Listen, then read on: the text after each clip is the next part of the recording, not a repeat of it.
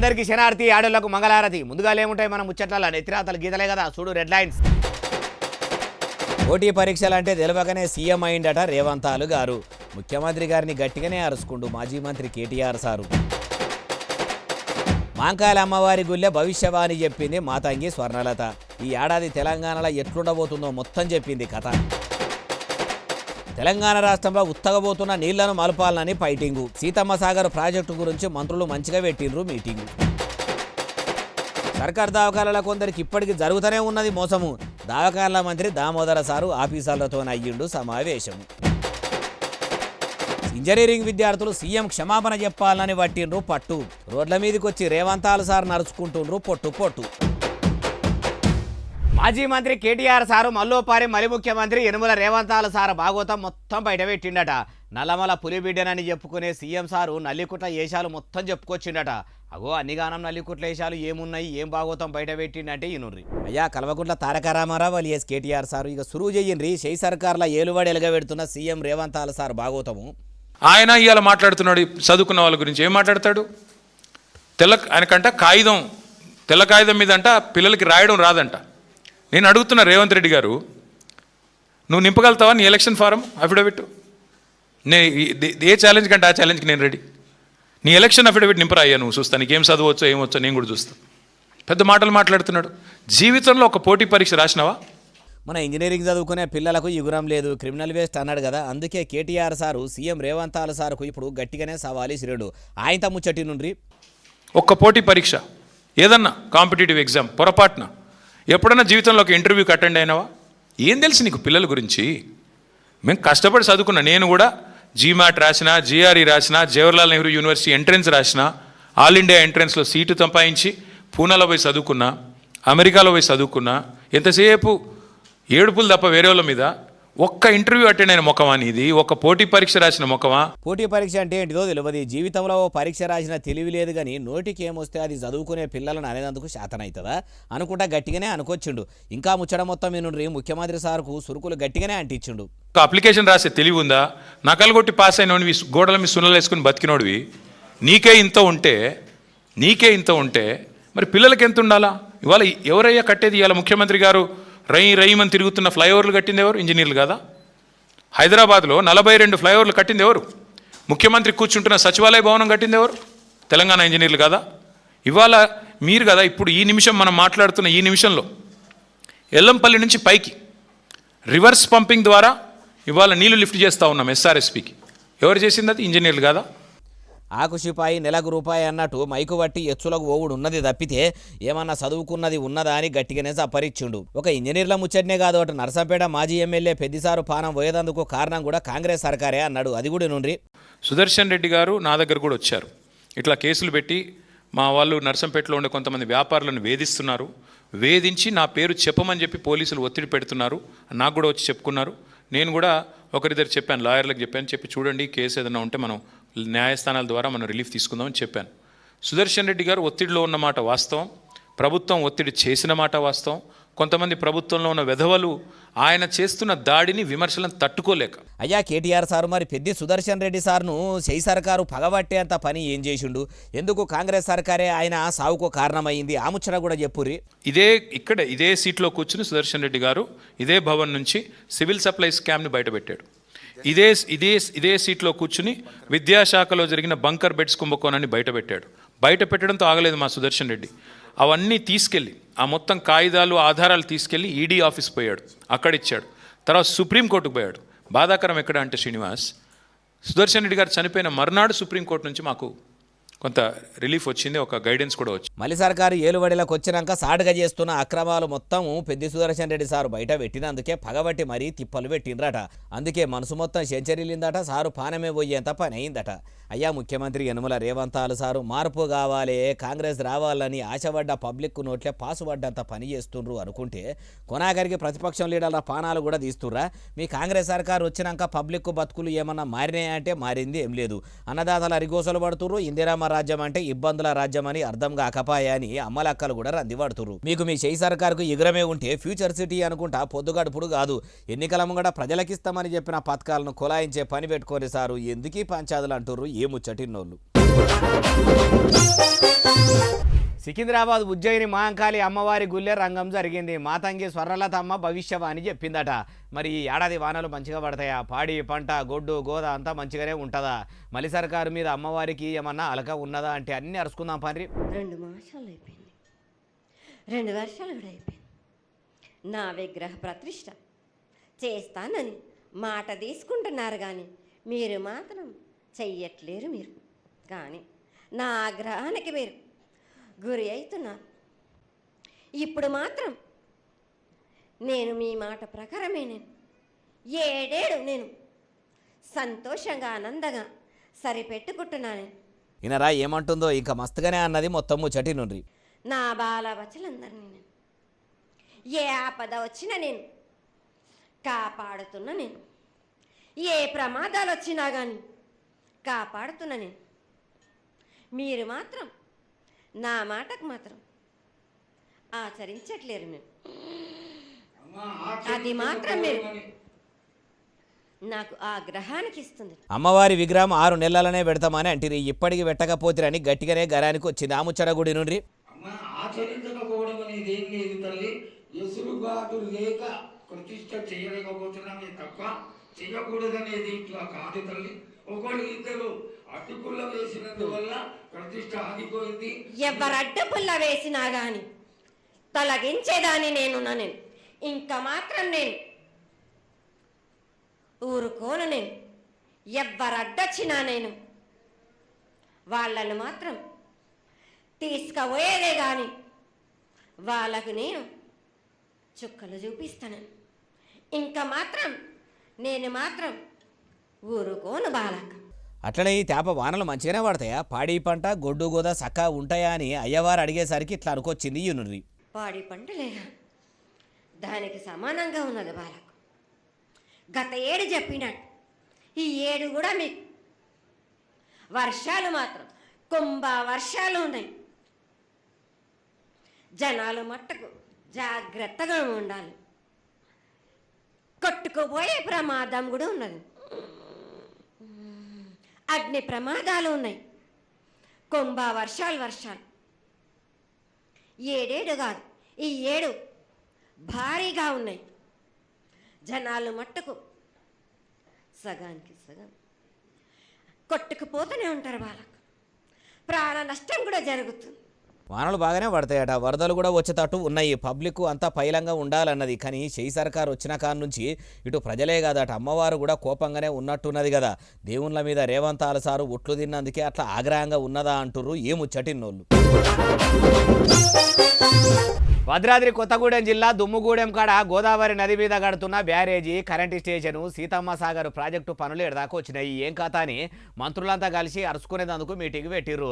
ఎవరెవరు ఆ మీటింగ్కు హాజరు పడ్డారు, ఏం కథ అంటే మనమే మీటింగ్ దాకా పోదాం పని. నీళ్ల మంత్రి ఉత్తమ్ కుమార్ రెడ్డి సారు, ఇండ్ల మంత్రి కం రెవెన్యూ మంత్రి పొంగులేటి శ్రీనివాసరెడ్డి సారు, బీసీ మంత్రి కం బస్సుల మంత్రి పొన్నం ప్రభాకర్ సారు ఇట్లా అందరూ కూర్చొని నీళ్ల శాఖ ఆఫీసాలను పిలుచుకొని సీతమ్మ సాగర్ ప్రాజెక్టు పనులు ఏడదాకా వచ్చినాయి ఏం కాతా అని అసలు ముచ్చట ముంగటేసుకున్నారట.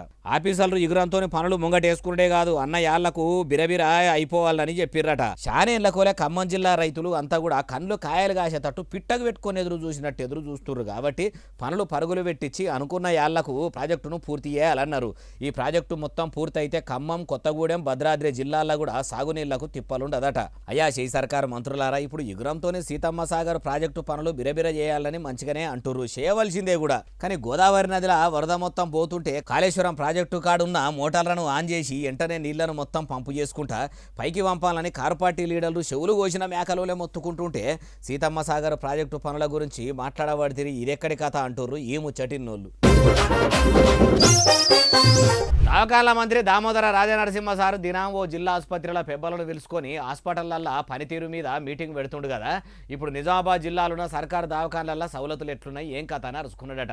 మరి ఆఫీసర్ ఏమన్నారు అరుచుకుందాం పని. సూచనరా సచివాలయంకు కొరకు నిజామాబాద్ లీడర్లను వైద్యశాఖ పెబ్బలను పిలుచుకొని మంత్రి సారు మంచిగానే మీటింగ్ పెట్టిండు. నిజామాబాద్ ప్రభుత్వ మెడికల్ కాలేజీ, జనరల్ ఆసుపత్రి, ఏరియా ఆసుపత్రులు, సిహెచ్సిలు, పిహెచ్సిలు, సబ్ సెంటర్లు అన్నీ కూడా చక్కగానే పనిచేస్తున్నాయా?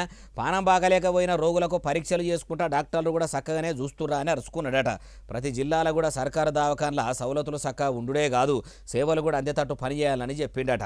అట్లా వైద్యశాఖ మంత్రి అంత మంచిగా చెప్పినాక ఆఫీసర్లు చేయమంటారా? మీరు చెప్పినట్టే చేస్తామా అన్నారట. కానీ అయ్యా దవాఖాన్ల మంత్రి దామోదర రాజనరసింహ సారు, ఉదయకు మీరు ఆసుపత్రుల మంత్రిగా ఇమానందిని ప్రమాణం చేసిన కాడ నుంచి మీ చేయి సర్కారు ఏలుబడిలకు వచ్చిన కాడ నుంచి మొత్తం రాష్ట్రంలో సర్కారు ఆసుపత్రులు ఆగమాగం చందన సౌలతులు లేక మొత్తం పరిశాను ఉన్నది.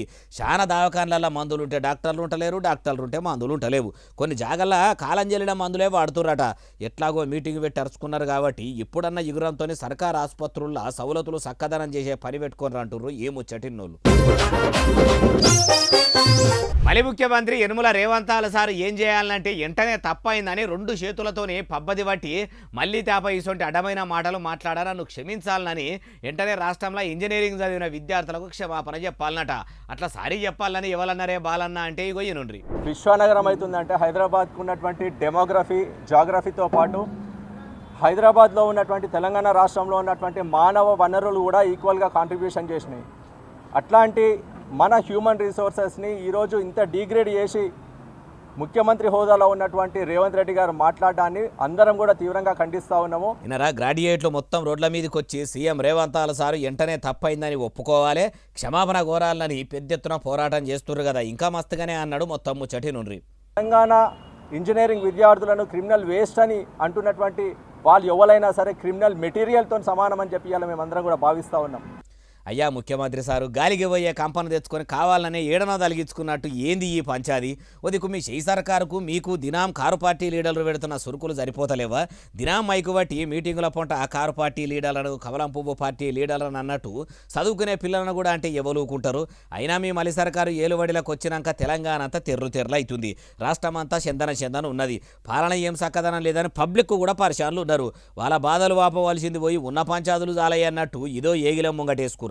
ఇంజనీరింగ్ విద్యార్థులకు క్షమాపణ చెప్తేనే వాళ్ళు ఊకునే తట్టు ఉండ్రు, లేకపోతే వాళ్ళు కూడా కాక్రోచ్ జనతా పార్టీ లెక్క కయ్యం మోపు చేస్తే మీరు కూడా మంత్రి పదవికే కాదు ముఖ్యమంత్రి పదవికి కూడా రాజీనామా చేసే కాడికి వస్తుందేమో. ఆలోచన చెయ్యండి. తప్పే కాబట్టి తమరు అన్నది కూడా పొరపాటున అని ఒక్క మాట అని క్షమాపణ కోరకపోయినరు అంటుర్రు ఈ ముచ్చటిన్నోళ్ళు. హైదరాబాద్ బోనాల పండుగకు గుళ్ళకు వస్తున్న భక్తులను ఆపేదందుకు పోలీసులకు టోపీల పానం పైతాపులకు వచ్చినంత పని అవుతుంది కదా. అందుకే నిలబడి వచ్చిపోయే భక్తులకు తక్లీఫులు కాకుండా చూసుకునే పోలీసులు కూడా పలారం బండి కాడ పెట్టిన పాటలకు అందరితోని కలిసి స్టెప్పులు కూడా వేసిర్రు. చూడండి పోలీసుల డ్యాన్స్ ఎట్లున్నదో.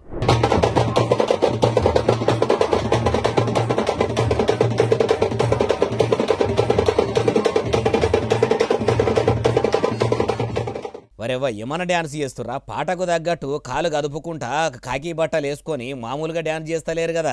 అబ్బరే బాపురే బ్యాండ్ సప్పుడుకు బరబ్బర్ కాలు కదుపుతుర్రు. మరి నిలబడి వచ్చిపోయే భక్తులను చూసి యాస్టకొచ్చి ఉన్నట్టే ఉన్నది.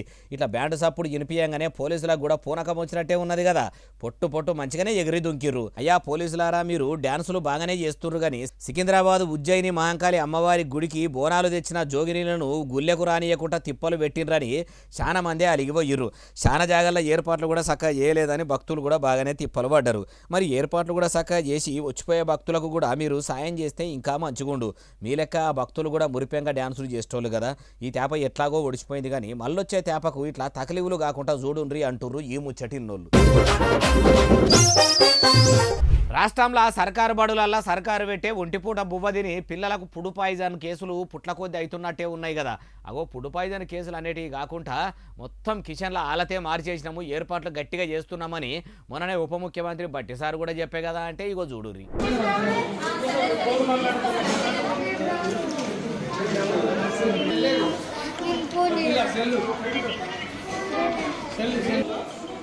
కుక్కతోక గుండు కడితే చక్కగా అవుతుందా అంటే అది కట్టినంత సేపే చక్కగా ఉంటుంది, మళ్ళా గుండు ఇడవంగానే వంకరగానే అవుతుంది అన్నట్టే ఉన్నది కదా షెయి సర్కారు పనితనం. ఎట్లనంటే ఇక చూడరాదుండ్రి, వరంగల్ జిల్లా వర్ధన్నపేటలున్న గిరిజన బాలికల ఆశ్రమ పాఠశాలల నిన్న రాత్రి బువ్వ తిన్నాక చాలా మంది పిల్లలకు ఒకటే కక్కుడు బయలు పెట్టిందట.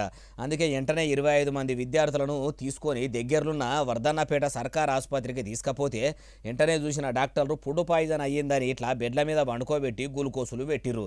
చదువుకునేందుకు సర్కారు బళ్ళకు పంపిస్తే అడ్డమైన బువ్వదిని ఆగమాగం చేసేసరికి కన్నోళ్ళు యాదికొచ్చి ఆడపిల్లలు కంటతడి కూడా పెట్టుకున్రు.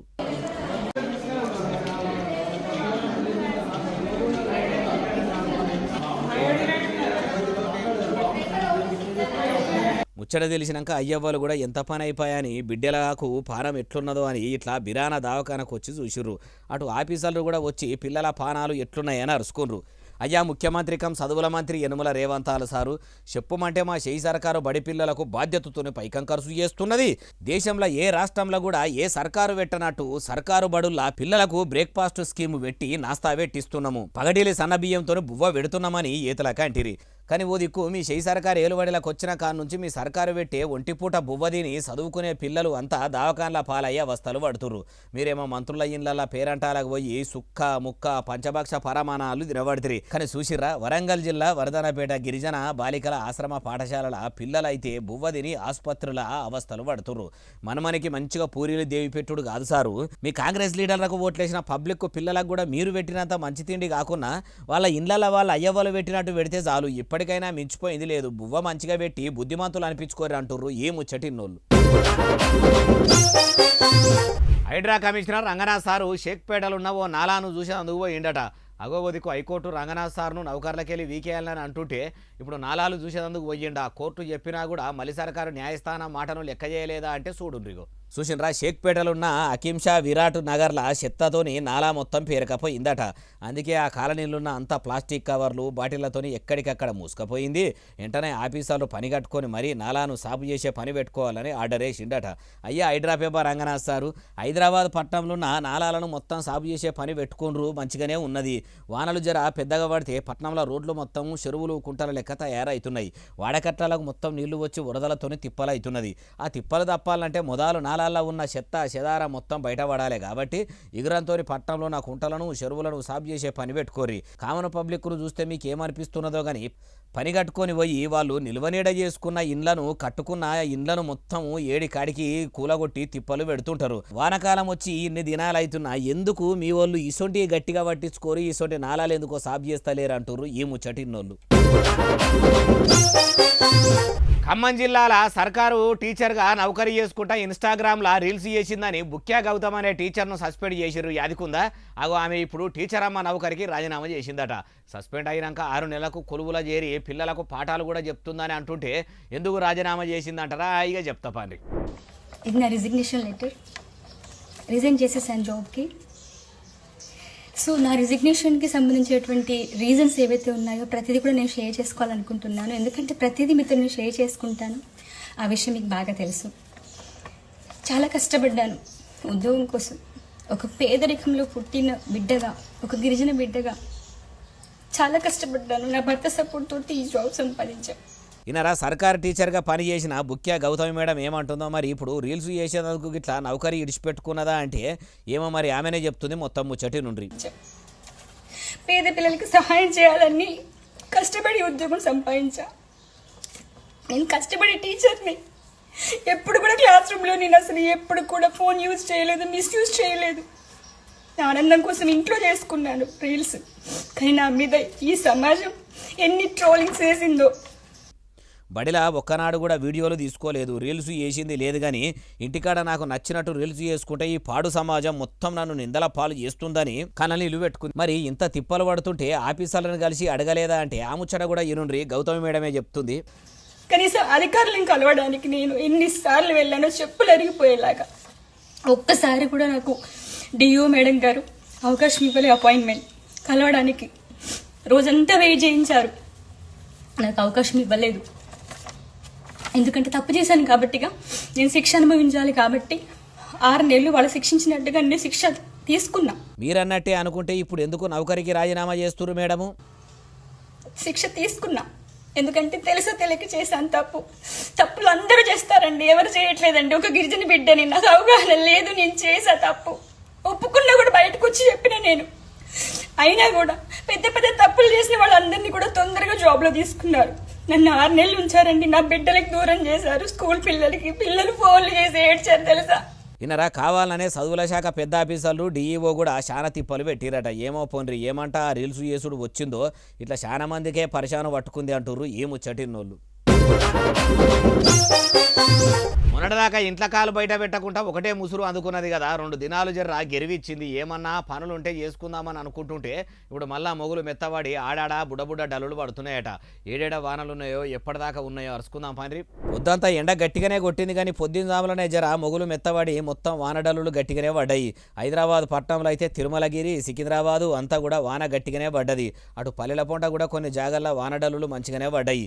మొన్నటిదాకానే 3 రోజులు ముసురు పెట్టి పనులు ఎవ్వి కాకుండా చేసింది కదా, ఇప్పుడు మళ్ళా వాన ఎన్ని దినాలు ఉన్నది ఏం కథ అని చాలా మందే పబ్లిక్ అనుకుంటుర్రు. మరి ఇప్పుడు ముసురు గిట్లా పెడతదా అంటే ఏమో చూడాలి, 3 వద్దులైతే వడేటట్టున్నది అంటుర్రు. పల్లెల పొంట వ్యవసాయం పనులు చేసుకుంటూ పైలంగా ఉండుర్రి. అయ్యా ప్రజలారా వానలు పడుతున్నాయి కాబట్టి జర ముసురు తక్కువయ్యేదాకా నిమ్మలంగా ఉండుర్రి. జర బయలకాడికి పోయినప్పుడు రైతులు కూడా భద్రంగా ఉండుర్రి. ముఖ్యమైన ముచ్చట ఏంటంటే కరెంటు తాంబాల కాడ నిలబడకుండ్రి. ఇంకో అసలు ముచ్చట ఏంటంటే ఇనుప కరెంటు తాంబాలను ఆనెతట్టు నడవకుండ్రి. ఎందుకంటే ఇనుము కాబట్టి వెంటనే షాట్ కొట్టి పానాలు పోతాయి. అట్లా ఇంతకు మొదలు బొచ్చడు మాటలు అయినాయి కాబట్టి అది చేస్తున్నాము, మీ పానాలు మంచిగా ఉండాలనే చెప్తున్నాము. పైలం అంటుర్రు ఈ ముచ్చటిన్నోళ్ళు. ఇగో ఈ వేళ తెచ్చిన ముచ్చట ఎట్లనే అసలు నెల ఎస్ఎస్సీ డిజిటల్ బాగా సబ్స్క్రైబ్ చేస్తారు, బాగా కమెంట్ చేస్తారు, బాగా లైకులు చేస్తారు, బాగా షేర్ చేస్తారు. ఇట్లనే ఆదరిస్తారు. ఇక్కడ ముచ్చలు వచ్చి మీకు కనిపిస్తూనే ఉంటా మరి సెలవు శనార్థి దండం పబ్బతికి ఏమని ఉంటే అన్ని.